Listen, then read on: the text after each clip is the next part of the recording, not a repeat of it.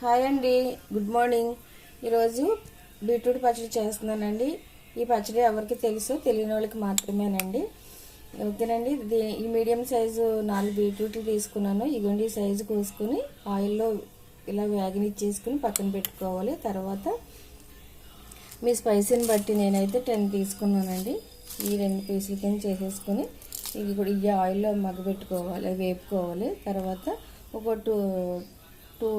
Two spoons జీలకర్ర వేసుకోవాలి. ఈ 2 ఆయిల్లో వేసుకుందాం. ఇది కొంచెం ఇలాగా వేగిన తర్వాత మనం తీసేసుకోవాలండి. దీంట్లో ఒక హాఫ్ స్పూన్ శనగపప్పు, మినపప్పు 2 వేసుకోవచ్చు. వేగిన తర్వాత పక్కన పెట్టేసుకోవడం.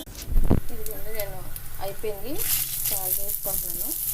ఇదిగోండి 3 కడ్డీ ఆయిల్ 3 వేసాను. అలాగే ఇంత చింతపండు వేసుకోవాలి. Thank you.